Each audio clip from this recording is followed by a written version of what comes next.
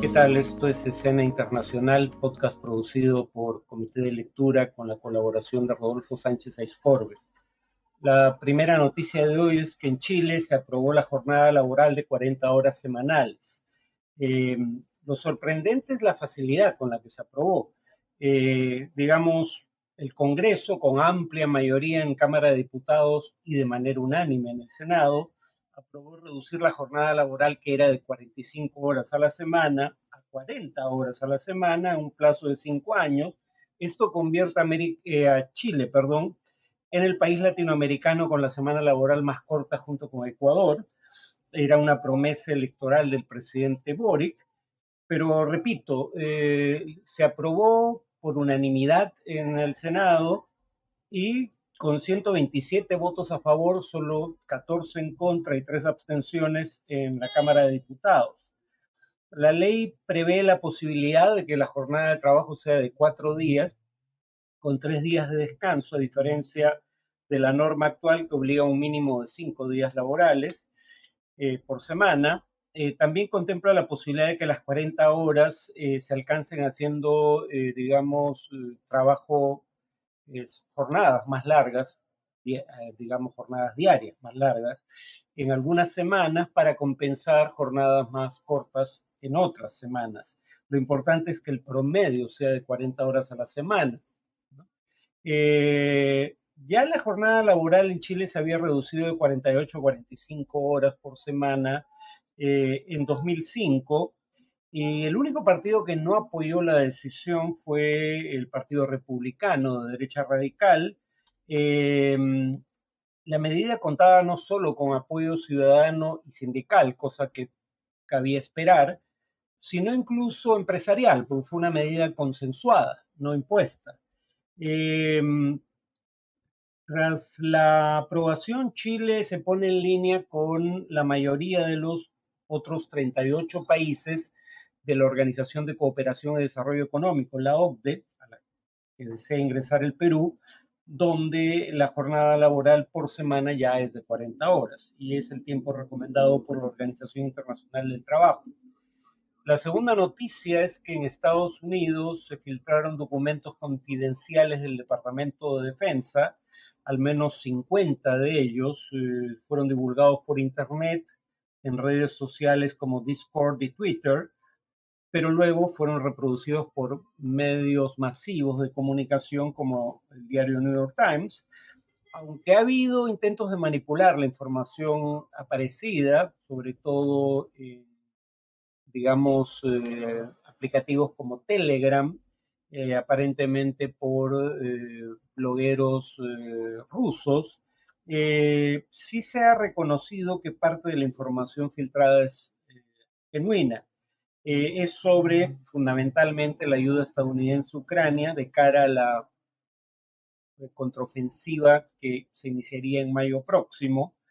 Eh, Hay documentos sobre las capacidades con las que contaría Ucrania ante esta inminente ofensiva, pero también hay, como ha ocurrido en filtraciones del pasado, las de Wikileaks específicamente, también hay información sobre cómo Estados Unidos intenta hacer seguimiento de inteligencia a las interacciones de sus aliados, países de la OTAN, por ejemplo, en particular Francia, para decirlo claramente, con Rusia y China. Habría que recordar que, como mencionamos en un podcast anterior, acaba de estar en China el presidente Macron de Francia, pero también la jefa de la Comisión Europea, Ursula von der Leyen.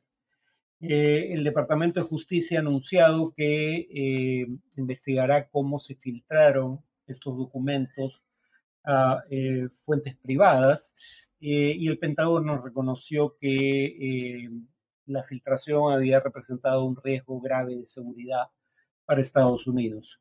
Finalmente, la tercera noticia de hoy es que la Organización Internacional para las Migraciones, parte del sistema de la Organización de las Naciones Unidas, registró el primer trimestre de 2023 como el más mortífero para los migrantes indocumentados que intentan atravesar el Océano Mediterráneo desde 2017. Eh, Se documentaron en estos primeros 3 meses del año 441 muertes entre migrantes que intentaron cruzar el Mediterráneo en embarcaciones sumamente precarias en la gran mayoría de casos.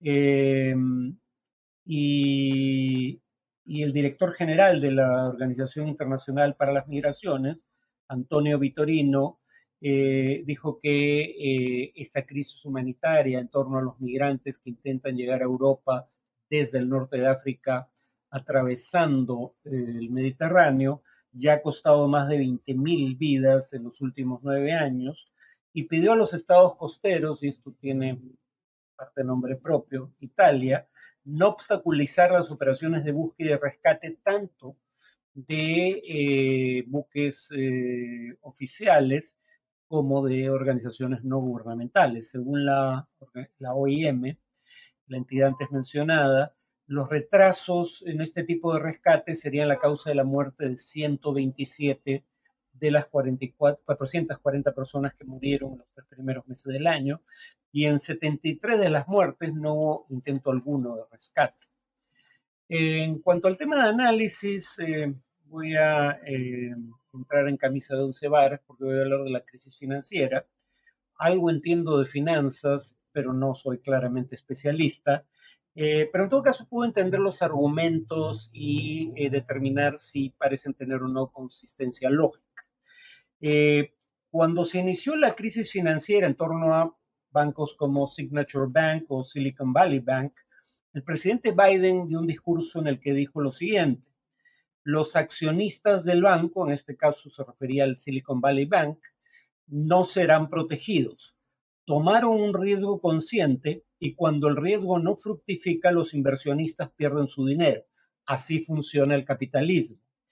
Así debería funcionar, habría que aclarar, porque más bien lo que aquí está implicando el presidente Biden es que no se iba a rescatar a los accionistas o ejecutivos de las entidades financieras en problemas para evitar el llamado daño moral, es decir, para no generar incentivos perversos. La idea básica es la siguiente: si cuando directivos financieros corren riesgos significativos y estos riesgos no fructifican llevando a la quiebra al banco o entidad financiera, digo, banco comercial, banco de inversión, eh, si cada vez que toman decisiones arriesgadas y estas fracasan, van a ser rescatados con fondos públicos, no tendrían ningún incentivo para evitar esas mismas acciones riesgosas en el futuro que llevaron a la quiebra en el pasado,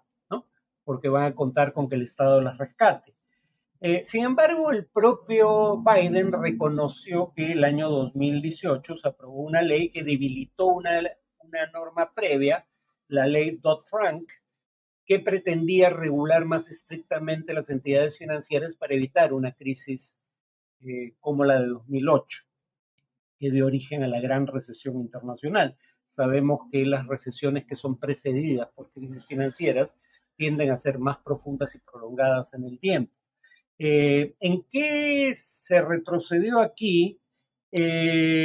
Digamos, hasta el año 2018, la norma o la ley Dodd-Frank establecía que cualquier entidad financiera con activos superiores a los 50.000 millones de dólares iba a ser sometida a pruebas de estrés más exigentes, uno, y dos, se le iba a pedir mantener mayor capital o tener mayor capital para responder ante eventuales problemas.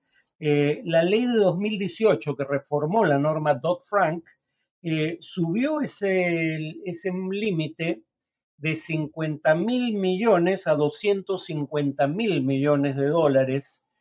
O sea, solo bancos cuyo capital o sus activos en realidad fueran superiores a 250.000 millones de dólares iban a tener requerimientos mayores de capitalización, y iban a tener pruebas de estrés más estrictas. La paradoja aquí es que quienes hicieron lobby por esta norma son precisamente los bancos que quebraron en esta última coyuntura.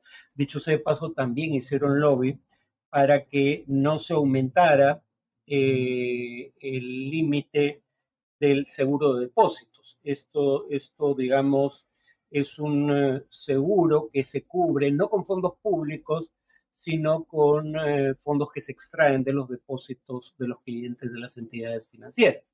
Entonces, iba a haber premiums más altos si el seguro de depósito subía de, digamos, de $250,000 a medio millón. Entonces, estas entidades financieras hicieron lobby tanto para que se aumentara el nivel de capital a partir del cual debían tener mayores exigencias de capital y pruebas de resistencia o resiliencia del banco más estrictas, y hicieron lobby para que no se aumentara el límite de seguro de depósitos para no pagar los premios que eso hubiera implicado. ¿Quiénes hicieron, ya lo adelanté, pero quiénes hicieron lobby? La paradoja aquí es que uno de los lobistas para debilitar la ley llamada Dodd-Frank, por los apellidos de los congresistas que la propusieron, fue un tal Bernie Frank, aquel cuyo apellido daba nombre a esa ley contra la cual hacía lobby, o en todo caso para debilitar la cual hacía lobby, como miembro del directorio de Signature Bank, ¿no? Esto ya lo había mencionado en un podcast anterior, y en el caso de Silicon Valley Bank tampoco hay que especular. El presidente de esa entidad financiera acudió al Congreso para hacer lobby en contra de aumentar el monto de depósitos que estarían cubiertos por el seguro existente y para aumentar el nivel de capital o en todo caso el monto de activos requerido para que un banco se le exigiera más requisitos en materia de capitalización y pruebas de estrés. Y claro, decía el monto subió de 50,000 a 250,000 millones de dólares, da la casualidad que Silicon Valley Bank tenía activos por aproximadamente 200,000 millones de dólares. O sea, era un banco directamente beneficiado por la norma en favor de la cual hizo cabildeo. Sin embargo, cuando vino la crisis de estos bancos, Signature Bank y Silicon Valley Bank, resultó que en el caso del Silicon Valley Bank, 93% de los depósitos eran mayores a $250,000. Es decir, 93% de los depósitos no estaban cubiertos por el seguro de depósitos. Y eso hacía grave la situación, porque si tú tienes depósitos inferiores a $250,000, no te preocupas tanto porque sabes que estás cubierto por ese seguro. Si sabes que no estás cubierto por el seguro de depósitos, ahí tienes incentivos para ser parte de una corrida bancaria, para retirar los fondos a la brevedad posible antes de que el banco quiebre, esté en una situación de insolvencia, es decir, no pueda devolver los depósitos. Además, la Reserva Federal, el Banco Central de los Estados Unidos, prestó a algunas entidades financieras en problemas en esta coyuntura, recibiendo como colateral, es decir, como garantía de los préstamos, bonos y otros activos financieros en poder de los bancos por su valor nominal, o sea, por el 100% de su valor, no por su valor de mercado. Y entonces la pregunta es, ¿realmente no hubo daño moral? Uno podría decir que los clientes que tenían fondos superiores a $250,000, es decir, fondos no cubiertos por el seguro de depósitos, y que debían haber hecho una gestión de riesgo para, por ejemplo, si depositaste $1,000,000, por ejemplo, distribuirlo en 4 cuentas de $150,000 para que las cuentas estuvieran cubiertas por el seguro de depósito. Los clientes, repito, que depositaron sumas significativas y que no estaban cubiertas por el seguro de depósitos, recibieron, sin embargo, cobertura por una decisión política ante la crisis. En otras palabras, recibieron un servicio por el que no pagaron, porque, repito, este seguro no sale de fondos públicos, sino sale de una comisión que se cobra a los bancos por los depósitos y al final pues esas comisiones salen del dinero de los depositantes. Entonces ahí ya había un subsidio público, bueno, en todo caso un subsidio establecido por el Estado, aunque la, el seguro no fuera un seguro gestionado con fondos públicos. En otras palabras, aquí sí había un caso de daño moral. Eh, pero también parece haberlo habido en otro ámbito.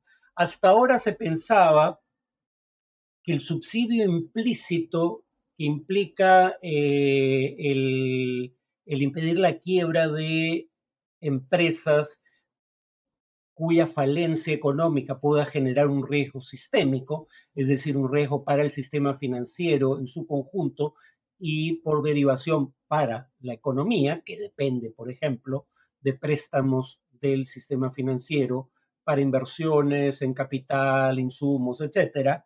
O sea, antes se asumía que había un subsidio implícito para las grandes entidades financieras. O sea, entidades financieras suficientemente grandes como para que en la eventualidad de una quiebra, esa quiebra tuviera un efecto sistémico. Pero un reporte de la revista Economist calculaba que esto implicaba un subsidio implícito de unos 30 mil millones de dólares al año. ¿Por qué? Por ejemplo, porque estos bancos podían endeudarse a tasas más bajas por el hecho de que se presumía que al ser su quiebra un riesgo sistémico, el Estado no la iba a permitir. Sin embargo, la crisis que ocurrió hace unas semanas tuvo como primera víctima al Silicon Valley Bank y los activos del Silicon Valley Bank equivalían a menos del 1% de los activos totales del sistema financiero. O sea, en principio eso no podía tener efecto sistémico. Y sin embargo el Estado intervino de las maneras que acabo de indicar, porque según Larry Summers, que fue secretario del Tesoro, jefe de Consejo de Asesores Económicos de un presidente demócrata y presidente de la Universidad de Harvard, según Larry Summers, repito, eh, los bancos que estuvieron involucrados en esta crisis reciente eran bancos que eran importantes, si bien no para la economía en su conjunto, sí para un nicho importante de la economía norteamericana, que era la industria tecnológica y en particular las startups de Silicon Valley, por eso el nombre del banco. Pero además, cuando empieza la corrida bancaria que afecta a Silicon Valley Bank y Signature Bank, de pronto hay corridas bancarias en otros bancos de tamaño mediano o incluso pequeño y y la cotización de las acciones de estos bancos en bolsa cae, ¿no? O sea, en otras palabras, hay un efecto contagio. ¿Por qué hay un efecto contagio cuando empieza a haber problemas en dos bancos específicos, Silicon Valley Bank y Signature Bank, en otros bancos del sistema, sobre todo bancos de características similares, medianos, focalizados en industrias particulares, específicamente en el caso mencionado, las industrias tecnológicas, básicamente por algo que ocurrió a partir de la pandemia. Con la pandemia, con la gente no siendo capaz de gastar el íntegro de sus ingresos, uno, porque había cuarentenas o en general medidas de distanciamiento social que reducían el acceso a una serie de oportunidades de comercio, pero además por la incertidumbre que generaba la pandemia, la gente tuvo una mayor propensión a ahorrar. Los depósitos en bancos crecieron en 5.2 trillones de dólares durante la pandemia. Buena parte de esos depósitos eran depósitos a corto plazo y buena parte de ellos de montos que superaban el límite del seguro de depósitos. Pero a su vez, los bancos en cuestión, sobre todo durante la pandemia, pero también después, no encontraban oportunidades de préstamo lucrativas para esos fondos y los invirtieron en activos de largo plazo como bonos del Tesoro americano, que son seguros, pero que por ser seguros tienen un rendimiento bajo. Cuando las tasas de interés eran bajas, que los rendimientos de los bonos del tesoro o de los mortgage-backed securities no fueran muy altos, no era un problema. Pero cuando para enfrentar la inflación la Reserva Federal empieza a subir tasas de interés, de pronto esos activos empiezan a perder valor de mercado, ya no son tan rentables en términos relativos. Y claro, venderlos para garantizar los depósitos no lograba el propósito porque, repito, se vendían a un valor de mercado inferior al valor nominal. Por eso es importante, y por eso hay un subsidio implícito, por eso es importante, repito, que la Reserva Federal recibiera esos activos que habían perdido valor de mercado a su valor nominal, o sea, al 100% de su valor, no al valor de mercado. En fin, voy a continuar con este tema en el siguiente podcast. Esto sería todo por hoy, pero repito, voy a retomar este mismo tema.